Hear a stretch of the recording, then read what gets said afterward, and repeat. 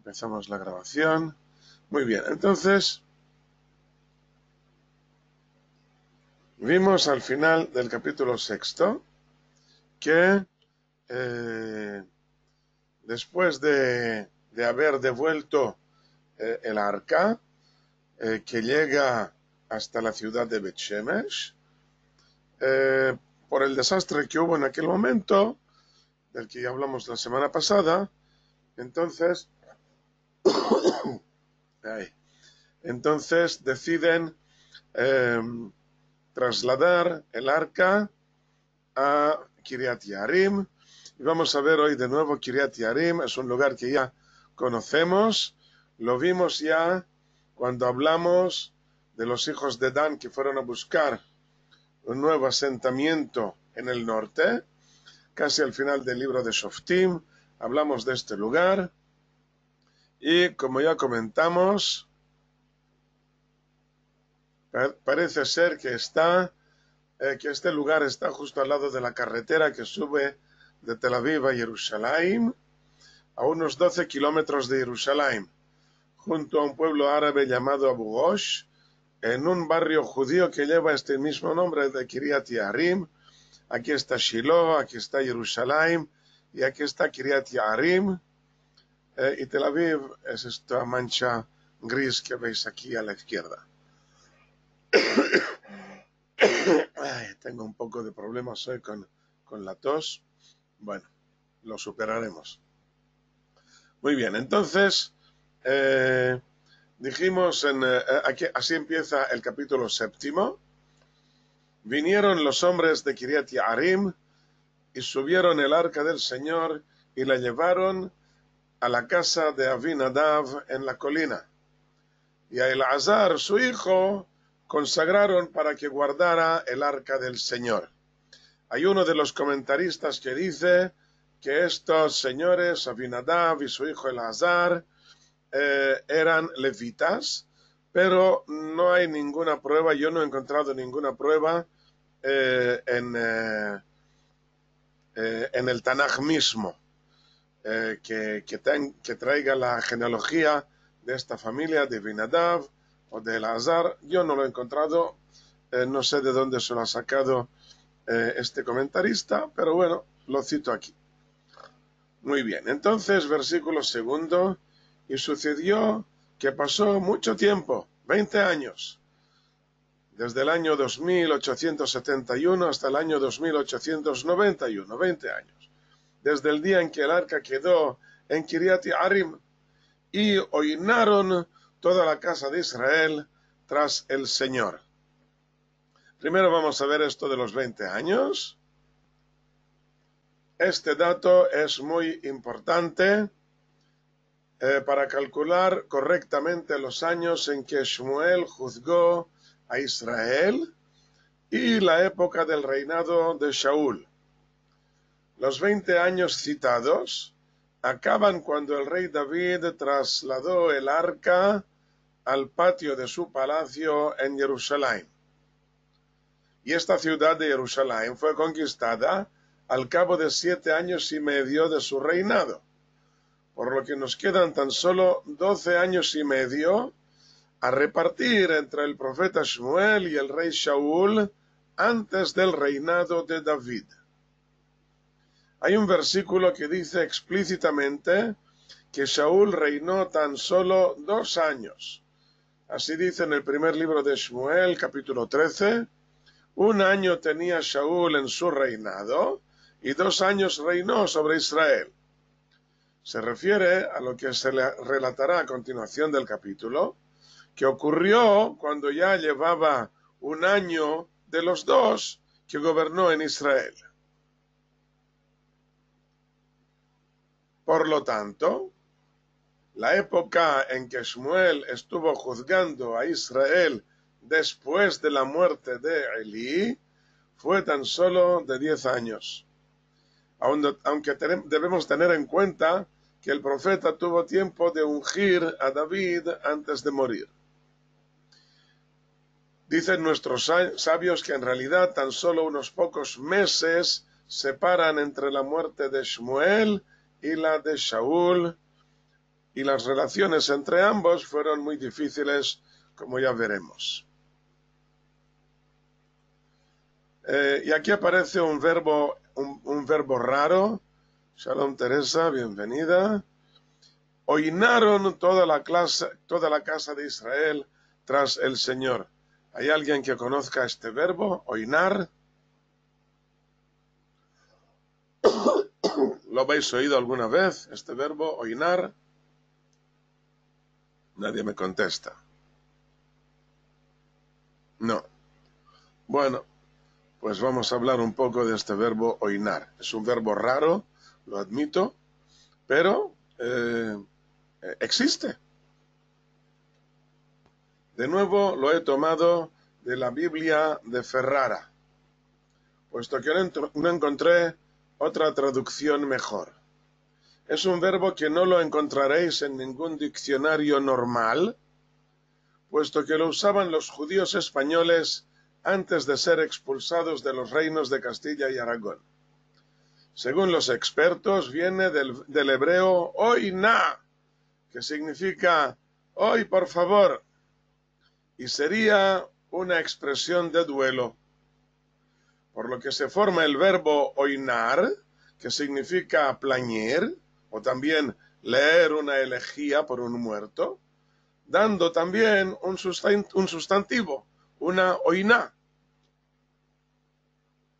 El verbo en hebreo aparece solo otras 2 veces en Yehezkel y en Mijá, Ezequiel y Miqueas, con este mismo sentido, y la Biblia de Ferrara usa de nuevo este verbo oinar.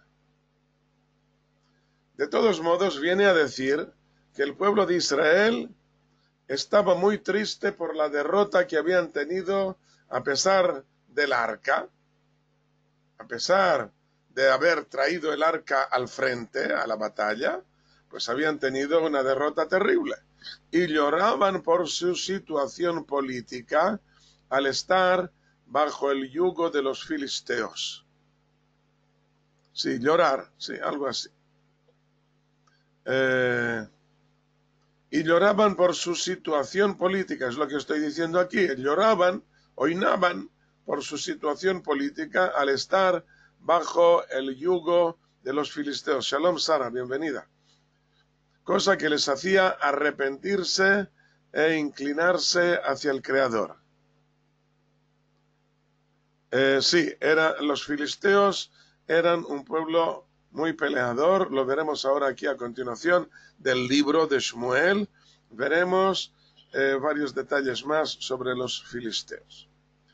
Otros comentaristas opinan que debería traducirse el verbo por seguir o dejarse llevar o incluso reunirse tras el Señor. Lo que yo he traducido por oinar debería traducirse en realidad por seguir al Señor, puesto que el profeta Shmuel les enseñaba el modo de corregir sus errores, como veremos más adelante. Y en este sentido, de seguir a alguien, está aceptado en el hebreo moderno, junto también con el sentido de plañir. Ok, entonces tenemos aquí este verbo que hemos aprendido hoy, el verbo oinar, que proviene del castellano judío que usaban los judíos hace unos 500 años en España. Muy bien, entonces, esto es lo que dice aquí, versículo 2, sucedió que pasó mucho tiempo, 20 años, desde el día en que el arca quedó en Kiriat Yearim, y oinaron toda la casa de Israel tras el Señor, oinaron en el sentido de plañir, de estar tristes, o en el sentido de seguir al Señor, de ir tras el Señor. Como ya digo, es un verbo que aparece solamente 3 veces en todo el Tanaj, y las otras 2 veces significa lamentarse o plañir o llorar o algo así. Por lo tanto, aquí deberíamos traducir también lo mismo. Sigamos. Seguimos, versículo 3. Y habló Shmuel a toda la casa de Israel diciendo: si con todo vuestro corazón vosotros volvéis al Señor, quitad los dioses del extranjero de dentro de vosotros y las Ashtarot, y preparad vuestro corazón al Señor, y servidle solo a Él, y os librará de mano de los filisteos. Y quitaron los hijos de Israel a los Baales y a las Ashtarot, y sirvieron solo al Señor. Quitad los dioses. Quitad los dioses. En la Torá ya vimos una expresión casi idéntica. Cuando Jacob se dirige a Bet-El y les dice a los siervos adquiridos en Harán que deben prepararse para los sacrificios que se harán allí en Bet-El, eliminando primero los dioses que hay dentro de ellos. Así dice en el libro de Breshit, el Génesis capítulo 35, dijo Jacob a su casa y a todos los que estaban con él: quitad los dioses del extranjero de dentro de vosotros, y purificaos, y cambiad vuestras vestiduras. No solo debían cambiar su ropa, sino que también debían limpiar su cuerpo, que es más importante que la ropa, purificarse. Y más importante que ambos es la purificación del corazón, quitando de él los dioses extranjeros. Ya hemos hablado mucho de la idolatría cuando estudiamos el libro de Shoftim, y vimos que entre la plebe se había desarrollado una especie de enoteísmo en el que siguen adorando al Creador, pero se ven influenciados por las religiones vecinas de los cananeos y de los filisteos, y los adoran esporádicamente por si acaso. Esto se denomina shittuf, cooperación en hebreo, que el Creador coopera con otra fuerza natural, o sea que la gente adora tanto al Creador como a otra fuerza natural, que eran la mayoría de los dioses, eran fuerzas naturales, representaban fuerzas naturales. Está claro que esta creencia se considera herética ya desde el principio en la Torá. El problema, como siempre, está en el pueblo de la tierra, los que viven abrumados por su trabajo y no encuentran tiempo para estudiar y quedan a merced de la idolatría que ven en sus vecinos, que resulta mucho más fácil que la práctica del verdadero judaísmo. Llegamos a una época en que Shmuel quiere apartarlos por completo de cualquier tipo de idolatría, y por esto les llama a la mitzvah y les anima a que saquen esta herejía de sus corazones, de dentro de vosotros, y que se preparen su corazón para reconocer tan solo al Creador. Esto puede hacerse en un solo momento, pero requiere que luego se trabaje en un largo proceso para estabilizar el conocimiento, de modo que no recaigan de nuevo en el mismo error. No debemos menospreciar ninguna de las dos fases. La primera, de reconocerlo en un solo momento, es suficiente para limpiar la conciencia y para declararse como arrepentidos, mientras que la segunda es imprescindible para asentar los conocimientos y los actos de modo que se convierta en algo irreversible. Quiero remarcar un poco más la primera fase de limpiar la conciencia. Hay gente que se ve abrumada por sus pecados. Cuando una persona se arrepiente de sus pecados, aunque no haya hecho nada, esto ya es suficiente para limpiarle la conciencia y permitirle salir del atasco espiritual en que está. Cuando una persona ha pecado, muchas veces se siente atascada en su pecado y no puede moverse de allí. Por lo tanto, es importante salir del atasco. Y esto es al arrepentirse del pecado que hemos hecho. Pero luego hay que trabajarse este arrepentimiento, ¿eh? Y esto ya puede durar mucho tiempo, para que esto se convierta, como ya digo aquí, en algo irreversible. Por lo tanto, lo que veremos a continuación no será un milagro repentino que les empuje a la contrición, sino todo lo contrario. Ha sido su arrepentimiento el que les hace merecedores del milagro. Vamos a estudiar un salmo, el Salmo 99, que se refiere a este acontecimiento. El salmo se divide en 3 partes, que acaban cada una de ellas con las palabras Él es santo. El capítulo no es muy largo, por lo que vamos a poder estudiarlo sin grandes problemas, así espero.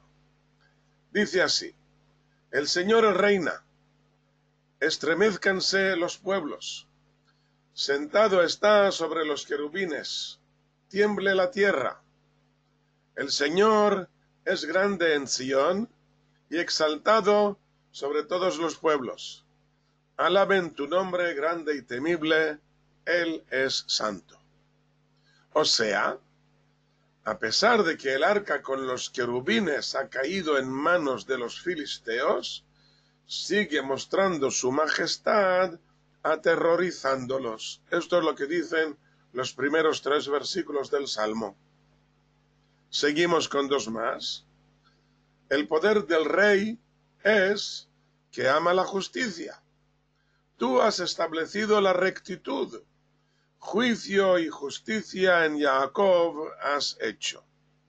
Ensalzad al Señor nuestro Dios y postraos ante el estrado de sus pies.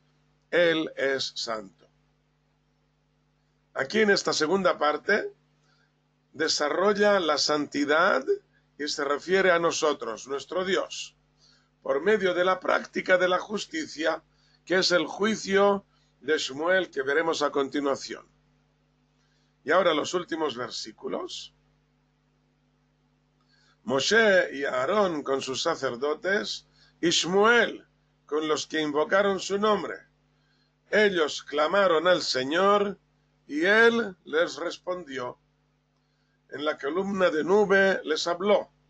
Guardaron sus testimonios y el estatuto que les dio. Oh Señor Dios nuestro, tú les respondiste. Un Dios paciente fuiste para ellos y vengador de sus obras. Ensalzad al Señor nuestro Dios y postraos ante su santo monte, porque santo es el Señor nuestro Dios. Finalmente, en esta tercera fase, al igual que en tiempos de Moshe y Aarón, cuando les hablaba desde la nube, también en tiempos de Shmuel les responde. Es paciente con ellos, con el pueblo de Israel, y es vengativo tanto con ellos por sus malas acciones cuando el arca cae en manos del enemigo, como luego es también vengativo con sus enemigos que se atreven a menospreciar al pueblo de Israel.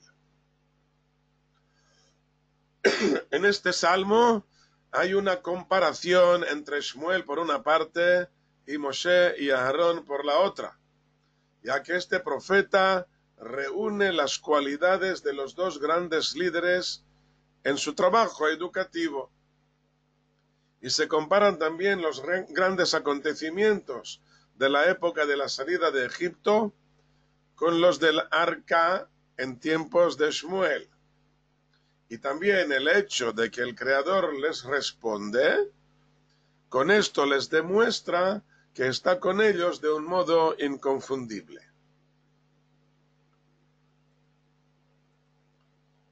Ok, entonces dijimos que les dice Shmuel que quiten a los dioses del extranjero, dioses extranjeros que hay dentro de ellos, y que quiten también a las Ashtarot.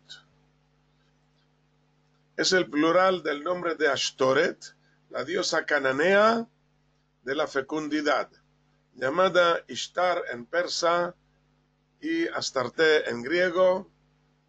Parece ser que era muy popular entre los cananeos o cananeas, puesto que se encontraron centenares de estatuillas de arcilla que, según los expertos, son figurillas de esta diosa.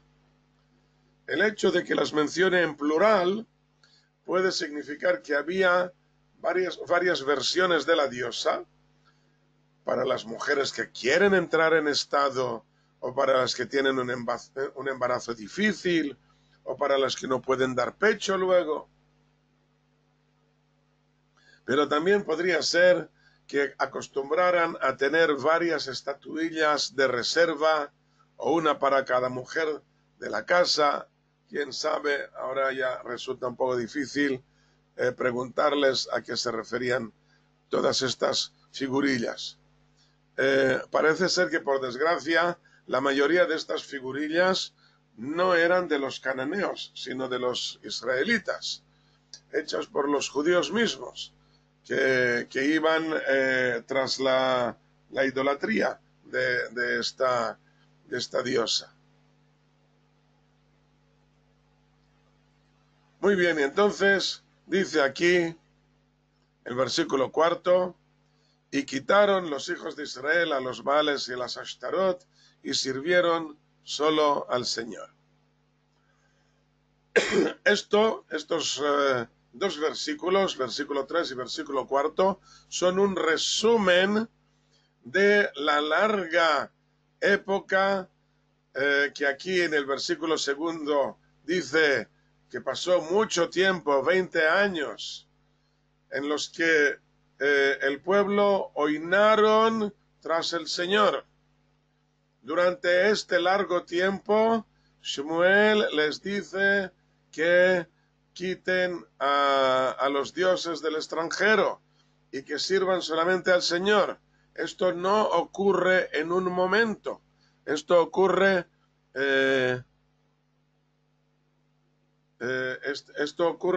a lo largo de una larga temporada. Los árboles sagrados no son bosques, son árboles. Árboles sagrados, las Asherá, no estaban necesariamente consagrados al culto de Ashtorot, era un culto por separado. La Asherá era un culto separado, podía estar relacionada a la Ashtoret, pero no necesariamente. Muy bien, contestando aquí a la pregunta de Francesc. Y al cabo de un tiempo, versículo 5, al cabo de un tiempo, dijo Shmuel: reunid a todo Israel en la Mitzpah, y oraré por vosotros al Señor. Y se reunieron en Mitzpah, y extrajeron agua, y derramaron delante del Señor. Ayunaron aquel día y dijeron: hemos pecado contra el Señor. Y juzgó Shmuel a los hijos de Israel en Mitzpah.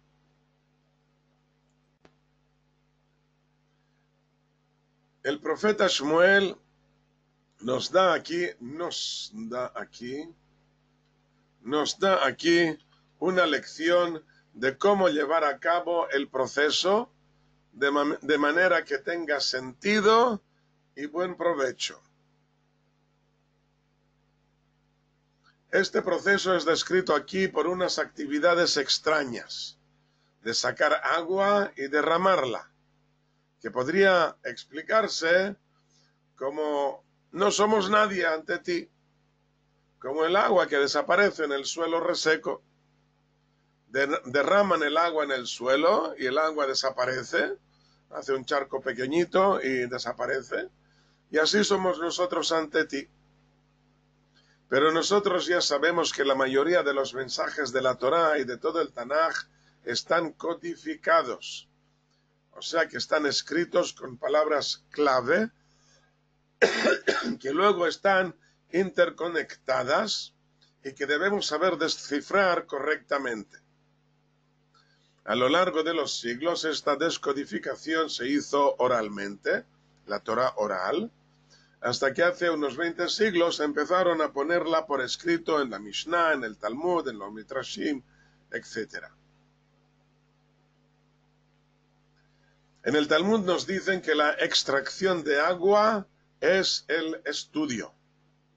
Se denomina extracción porque en realidad lo que tiene que hacer el maestro es demostrarles a los alumnos que ellos ya lo tenían en su alma, solo que lo desconocían hasta aquel momento.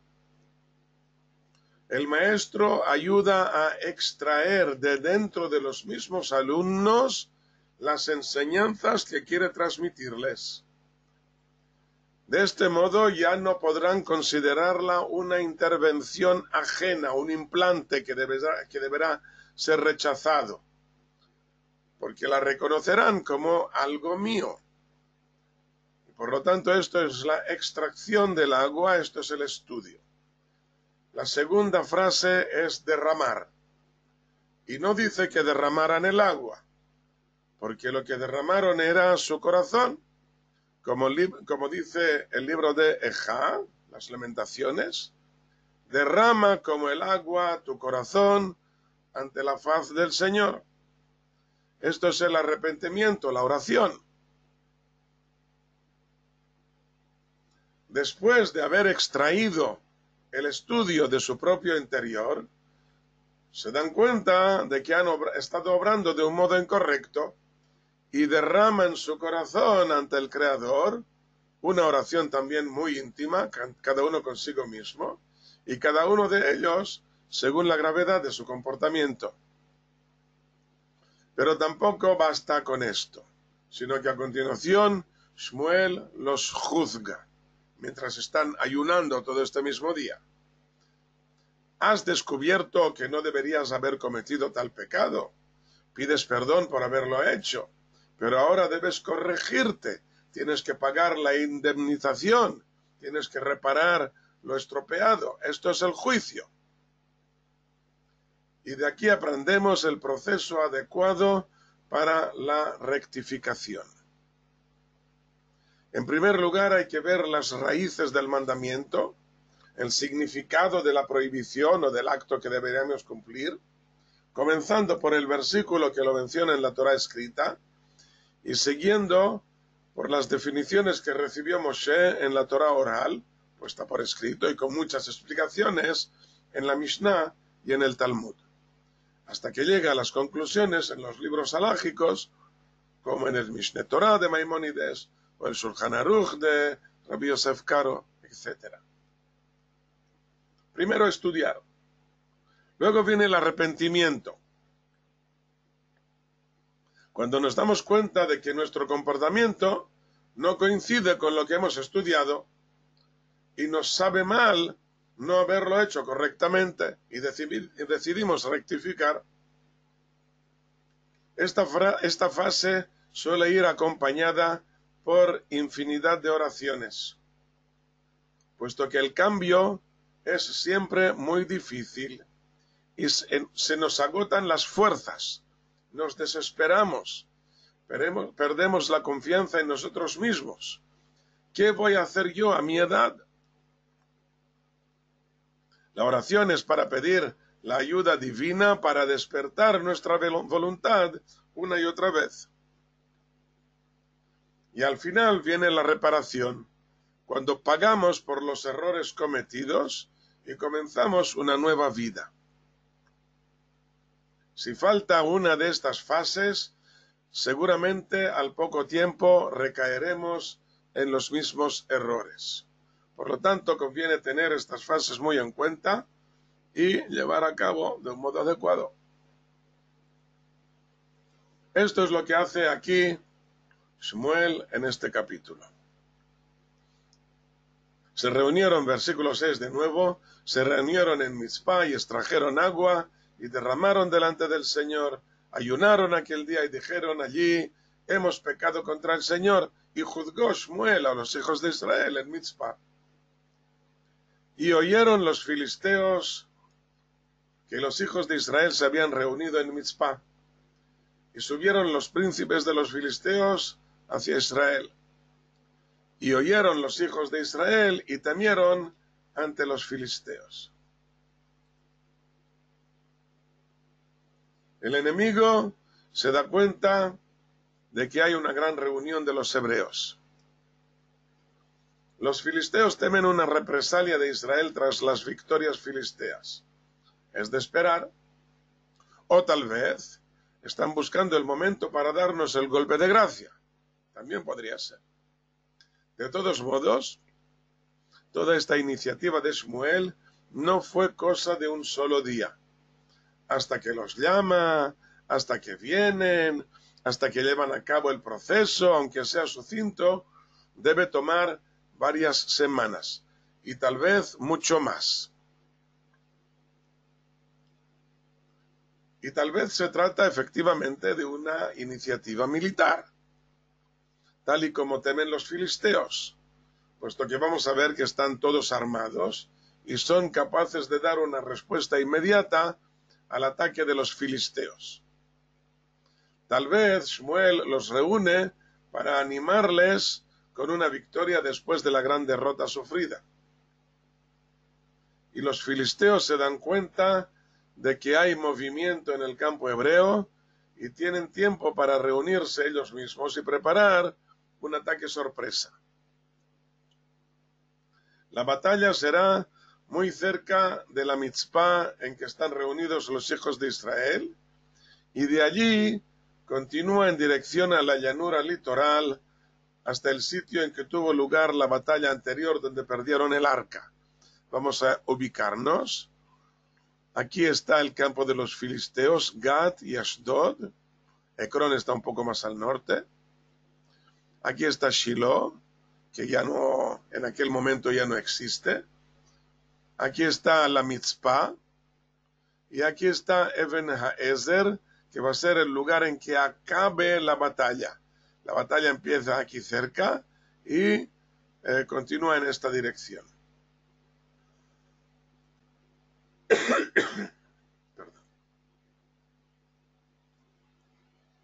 Versículo 8.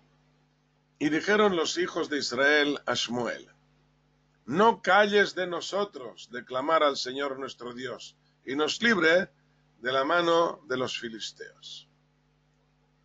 No te calles, reza por nosotros. Y tomó Shmuel un cordero lechal y lo ofreció como olá, completo al Señor. Y clamó Shmuel al Señor por Israel, y le respondió el Señor: no hemos tenido tiempo de completar todo el proceso. Ha sido solo un comienzo, y tal vez aún no nos merecemos la ayuda divina. La oración de Shmuel debe cubrir las fases que aún no se han completado. Y la oración va acompañada del sacrificio de un cordero lechal, como diciéndole al Creador: el pueblo aún está en una fase muy temprana, como un niño pequeño, como un niño que aún está mamando, al igual que este corderito.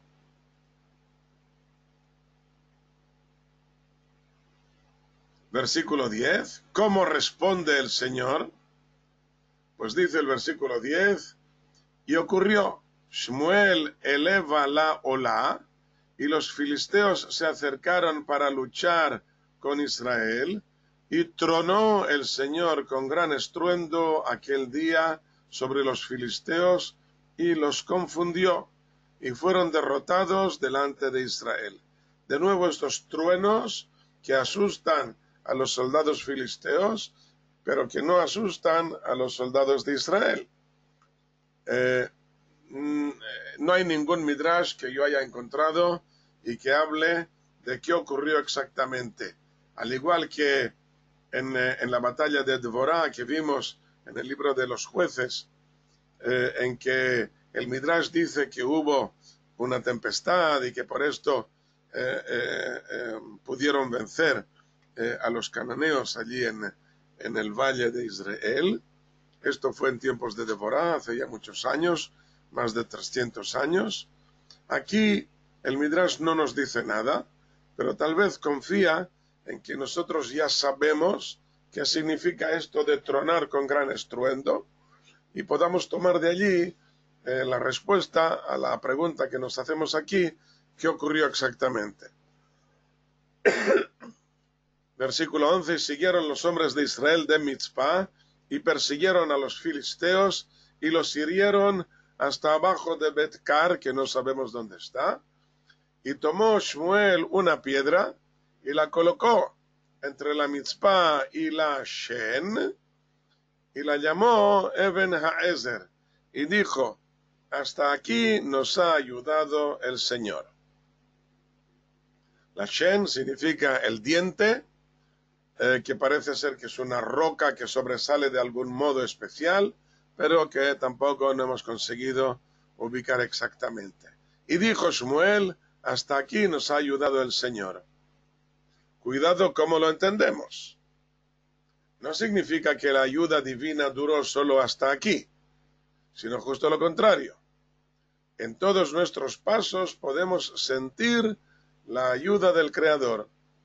E incluso en estos momentos en que la guerra llega a la misma zona en que tuvo lugar la primera batalla, en la primera batalla ya usa esta expresión que llegaron hasta Eben Haezer.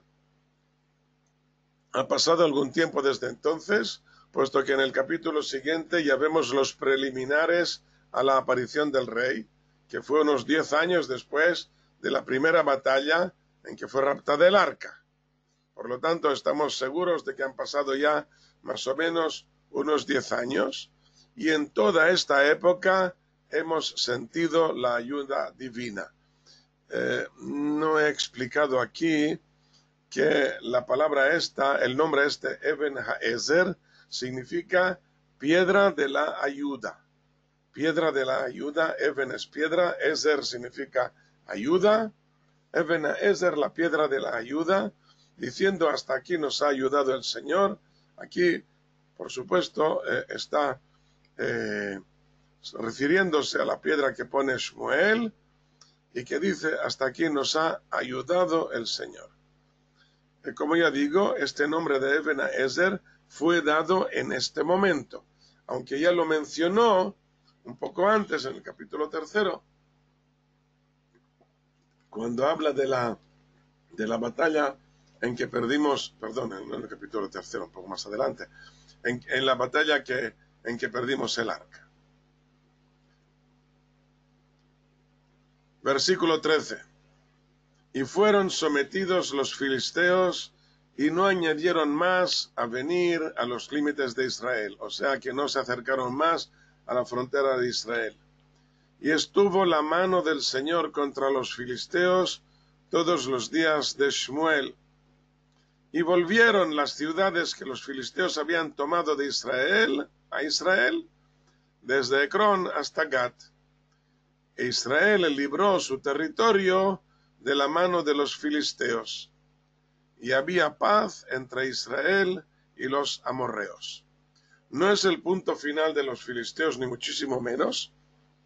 Luego los veremos a continuación en tiempos del rey Shaul, en que vuelven a molestar de un modo muy grave, pero aquí dice que todos los días de Shmuel los filisteos estuvieron la mano del Señor estuvo contra los filisteos. No los sacaba a todos de golpe, no añadieron más a venir, o sea, no hubo de nuevo un ataque en que los filisteos entran como ejército dentro del territorio de Israel, pero sí habrá algo casi parecido, más adelante lo veremos en tiempos del rey Shaul. Termina el versículo 14 diciendo que había paz entre Israel y los amorreos. Los amorreos son uno de los pueblos cananeos cuya tierra había sido prometida al pueblo de Israel, como los menciona en el libro de Devarim, Deuteronomio capítulo 7, cuando te traiga el Señor tu Dios a la tierra que tú vas allí para heredarla, y expulse muchos pueblos de ante ti, el Giteo, el Girgasheo, el Amorreo, el Cananeo, el Priseo, el Gibeo, el Ibuseo, 7 pueblos mayores y más fuertes que tú, entonces harás tal cosa y tal otra, como dice el capítulo 7. Aquí menciona al Amorreo junto al Cananeo, pero está claro que se le considera cananeos. O sea que los amorreos son cananeos, como dice el libro de Breshit, capítulo 10, que menciona a los amorreos como descendientes de Canaán. Hay una persona llamada Canaán, nieto de Noaj, de Noé, y este nieto de Noé, Canaán, tiene un hijo, o unos hijos, un hijo llamado Amorreo. Aunque hay arqueólogos que dicen que había 2 ramas más que habitaban en otras zonas del Oriente Próximo, al igual que los giteos también. Los gititas o hititas o giteos, ellos eran varias ramas, solamente una de las ramas estaba en lo que luego se llama la tierra de Canaán, la tierra de Israel. Había otra rama que estaba en Turquía. Pues por lo mismo parece ser que eran los amorreos, estaban muy desperdigados. Hay otros arqueólogos que los consideran semitas, pero creo que sus definiciones discrepan mucho de lo que dice la Torá, y no me voy a meter en la discusión. Ellos no aportan ningún dato que reafirme que eran semitas. Lo dicen solamente por el contorno, por el lugar, por la ubicación en que estaban, por eso nos denominan semitas. En cambio, los filisteos, al parecer, salieron de Creta en tiempos de la civilización minoica y son considerados descendientes de Mitzrayim, que es el nombre de Egipto en hebreo. En hebreo se le llama Mitzrayim a Egipto, y en árabe le llaman Mitzr, en la primera parte, la primera sílaba, Mitzr. Los amorreos son mencionados 40 veces en la Torá y otras 47 veces en el resto del Tanaj, a veces solos y a veces junto con otros pueblos cananeos. Nuestro versículo nos dice que mientras había gran tensión con los filisteos, Israel estaba en una época de paz con los amorreos. En tiempos del rey Shlomo, estos amorreos fueron esclavizados, y el profeta Amós, casi al final del primer templo, dice que en su época ya habían sido exterminados.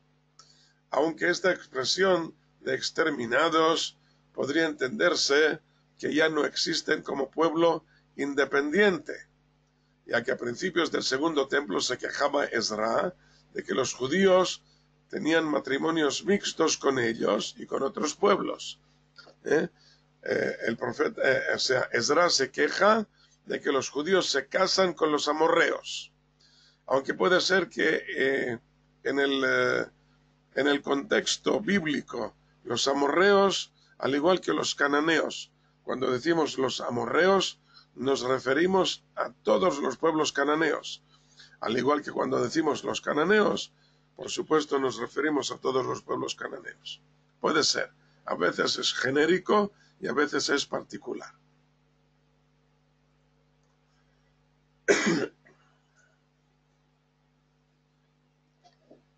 Versículo 15.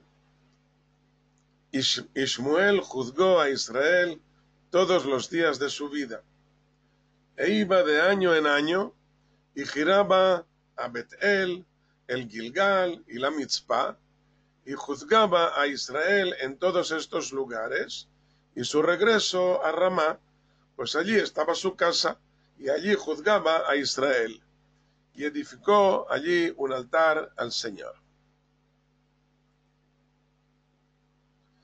Pues allí estaba su casa, o sea, que su casa estaba en cada uno de estos lugares, puesto que llevaba su casa a cuestas en su mochila, aunque tuviera su punto de partida en Ramá. El trabajo de Shmuel fue tal y como lo había descrito el Midrash en su durísima crítica al hablar del comportamiento de los jueces en el libro de Shoftim, y que ya hemos mencionado, pero lo repito aquí porque es necesario. Tenían un gran Sanedrín que les había dejado Moshe y Yoshua, y Pinjas ben Elazar estaba con ellos. Que se aten cuerdas de hierro a la cintura, y se levanten las vestiduras sobre las rodillas, y pasen por las ciudades y los pueblos, un día en Betel, un día en Hebrón, un día en Jerusalén, y enseñan en normas de conducta a todo Israel, en 1, 2 o 3 años, hasta que se asienten todos, cada uno en su heredad, y sea glorificado y ensalzado el nombre del Santo, bendito sea, en el mundo que creó, de un extremo al otro. O sea, que sea ensalzado el nombre de Dios de un extremo al otro del mundo. No hicieron esto los jueces, sino que cuando entraron al país, cada uno se fue a su viña y a su vino, y dijeron: paz a ti, alma mía, para no tener que trabajar demasiado. Pero esto que describe aquí el Midrash, esto es precisamente lo que hizo Shmuel. Se ató su cintura para alzar su túnica y poder andar sin trabas, y de este modo rondaba por las ciudades y por las aldeas, juzgando al pueblo, enseñándoles el buen camino. Lo hacía sin grandes espantos, como su padre, sin pedir nada a cambio, arando profundamente en el corazón de la gente. Este versículo es la explicación de lo que vimos en el segundo versículo del capítulo, que dice que oinaron toda la casa de Israel tras el Señor, y que explicamos que seguían a Shmuel, lamentando la desaparición de la gloria divina. Shmuel aprovechaba este sentimiento de que lloraban, de que lamentaban, para enseñarles el verdadero significado de la gloria divina, no en un objeto por sagrado que sea, sino en el comportamiento de la gente que está dispuesta a cumplir los mandamientos del Señor. Shmuel sigue los pasos de su padre Elcaná, que a lo largo de los años fue educando a los habitantes de la zona sin tener que hablar demasiado, sino con su comportamiento ejemplar. Solo que Shmuel tiene ya la misión de juzgar a la gente que aceptan sus decisiones. Pero el capítulo 7 termina y empieza el capítulo 8.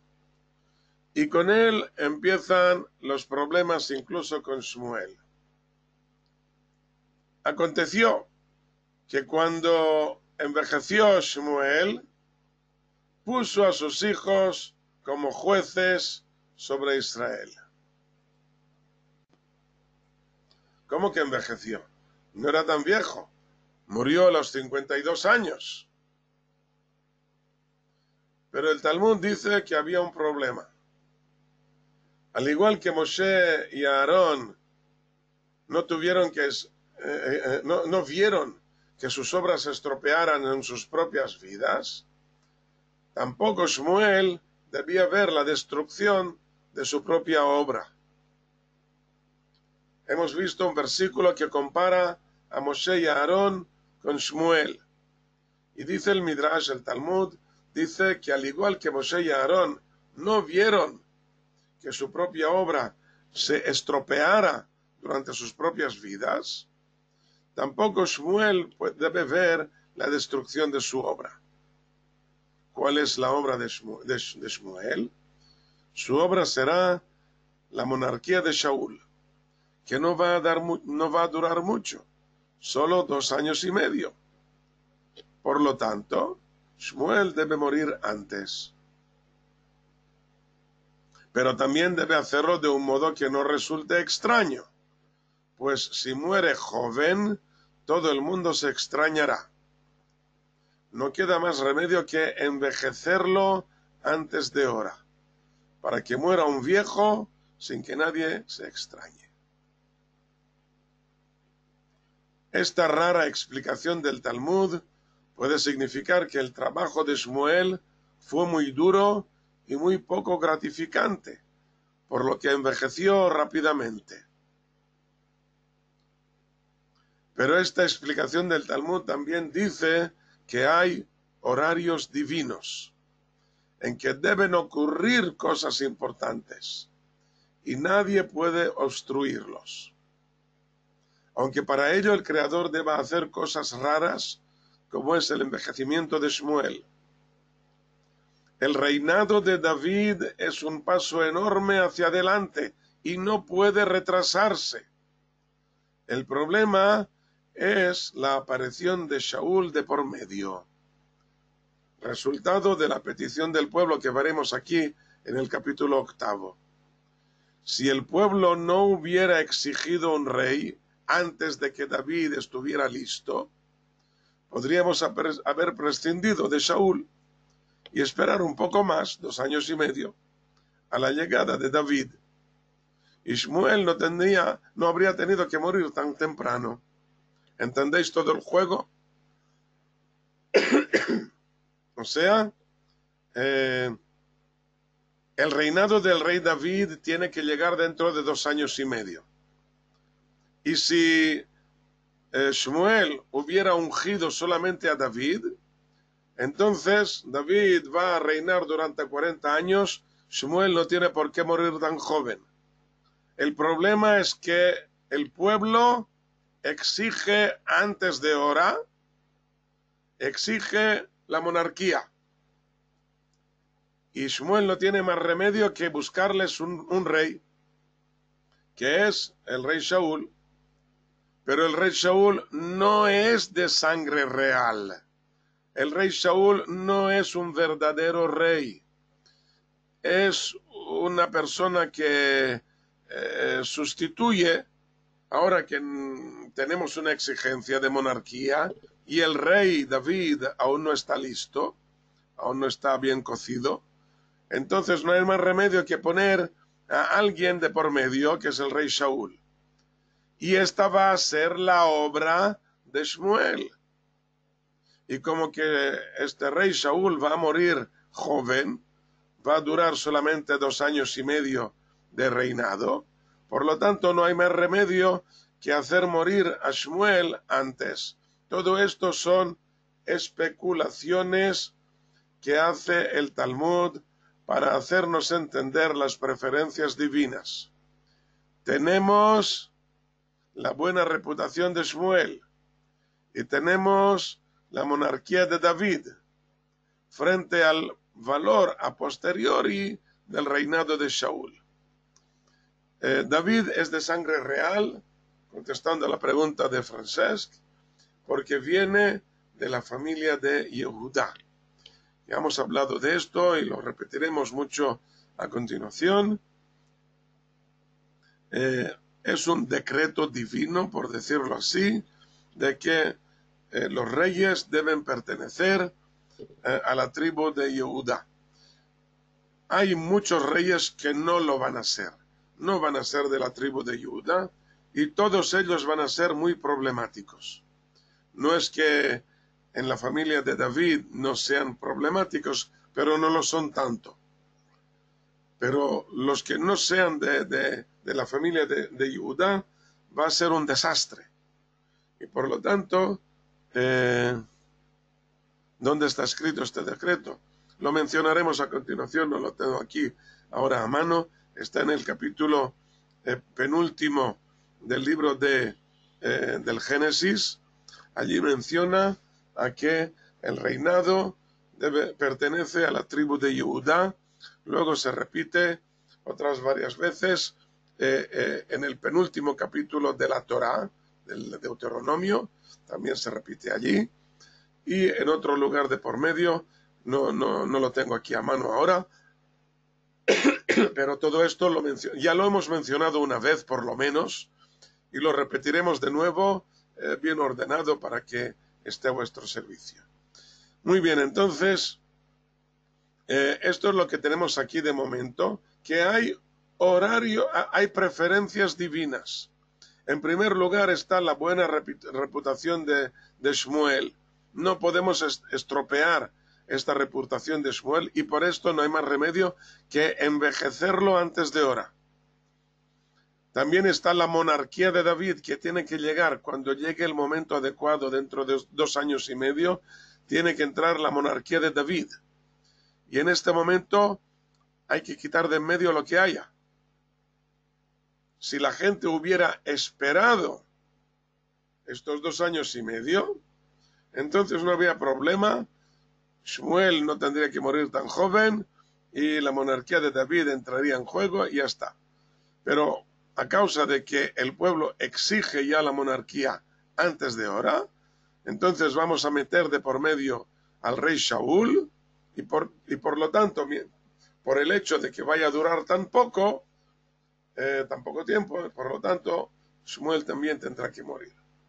Todo esto, como ya digo, son especulaciones que hace el Talmud para hacernos entender estas preferencias divinas, que son muy importantes.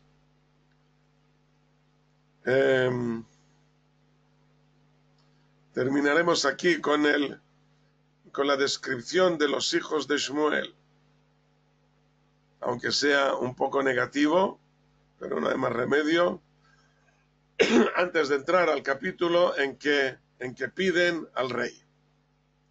Aconteció que cuando envejeció Shmuel, puso a sus hijos como jueces sobre Israel. El nombre de su primogénito era Joel, y el nombre del segundo Abiyá. Juzgaban en Beersheba. Y no anduvieron sus hijos por sus caminos, por los caminos de Shmuel, y se inclinaron tras el dinero, tomaron soborno e inclinaron el derecho. El derecho, o sea, el juicio. Describe aquí 3 fases. En primer lugar, se inclinaban tras el dinero. Les gusta el dinero y hacen lo posible para obtenerlo. La segunda fase es al tomar soborno, aunque no tuvieran intención de desviar el juicio, sino que tomaban el sobre con la intención de hacer lo que les pareciera más adecuado. Yo soy un buen juez, yo tengo buena inteligencia, ¿me quieres dar un regalo? Pues allá tú, yo hago lo que considere adecuado. Pero inevitablemente el derecho ya está torcido, puesto que no puede hacerse caso omiso de quien me haya pagado. En el momento en que hay soborno, ya se tuerce el derecho. Y yo lo digo a propósito, o sea, a pesar de que no esté tan claro tal vez en castellano, en hebreo, pero en castellano está muy claro. Mishpat, que es el derecho, el juicio. Aquí en castellano, cuando lo traducimos al castellano, parece de risa. Torcer el derecho. Me refiero al derecho judicial. Pero aquí lo tenemos también en el otro sentido en castellano. El derecho ya no es derecho, ya está torcido. Esta prohibición es gravísima en la Torá. Así dice tanto en el libro de Shemot como en el libro de Dvarim, con pequeñas diferencias. Soborno no tomarás, pues el soborno ciega los ojos inteligentes y estropea las palabras de los justos. Está hablando de personas justas, de buenas personas, pero que en el momento en que toman el soborno, ya sus palabras quedan estropeadas. Está hablando de ojos inteligentes, que ven a lo lejos y saben dónde está la justicia, pero en el momento en que toman soborno, estos ojos quedan cegados. Lo extraño es que Shmuel no los recrimine. A pesar de que pudo hacerlo, supo hacerlo con los hijos de su maestro.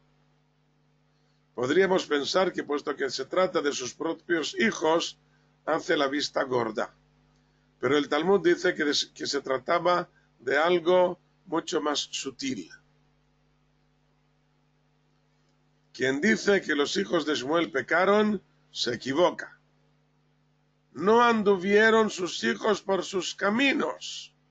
Por los caminos de Shmuel no fueron, pero tampoco pecaron. Entonces, ¿qué significa que se inclinaron tras el dinero, tomaron soborno e inclinaron el derecho? Pues significa que no hicieron como hacía su padre, puesto que Shmuel, el justo, iba recorriendo las ciudades y aldeas y los juzgaba en sus lugares. Y ellos no lo hicieron así, sino que se asentaron en su lugar para aumentar el salario de los secretarios y de los escribas. Podemos entenderlo también de otro modo, que no lo tengo aquí puesto por escrito,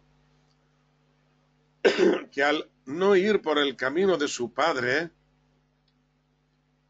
significa de que Shmuel sabía ponerse en el lugar del acusado, sabía ponerse en su lugar. Él iba y los juzgaba en sus lugares. Al ir a la casa o a la aldea en que hay el pleito, entonces tú te das cuenta de las costumbres que hay aquí, tú te das cuenta de cuál es el trasfondo de la pelea que tenemos que juzgar. Y entonces el juicio queda mucho más claro. Mientras que sus hijos han puesto un lugar fijo en Beersheba y allí abren su juzgado y la gente que tiene que llegar al juzgado, entonces en primer lugar tienen que trasladarse a este lugar y los jueces ya no lo captan del mismo modo, ya no los ves en su salsa, ya no ves a los acusados o al juicio, ya no lo ves dentro de su contexto y va a resultar más difícil juzgarlos de este modo. Pero aquí el Midrash, por supuesto, añade que esto lo hicieron para aumentar el salario de los secretarios y de los escribas. Esto es el soborno. De todos modos, esto es suficiente para que pierdan su buena reputación a ojos del pueblo y también queda registrado su mal comportamiento en el texto bíblico, aunque sus hijos recuperarán la buena reputación. Los hijos de estos dos hijos de Shmuel, los hijos de estos jueces, o sea, los nietos de Shmuel, y llegarán a ser unos de los cantores más importantes en el templo de Shlomo. Esto ya lo hemos mencionado al principio del libro y lo veremos también a continuación. Y por lo tanto aquí tenemos este problema de que sus hijos no van por el mismo camino y la gente no está satisfecha con esto. Y por esto, siendo que la gente no está satisfecha con los hijos de Shmuel, entonces dice, no necesitamos a estos jueces, queremos cambiar el ambiente. Y aquí van a exigir, a continuación del capítulo, van a venir a exigir la monarquía, pero esto ya lo dejamos para la semana que viene. Muchas gracias por vuestra atención y hasta la próxima. Shalom, shalom.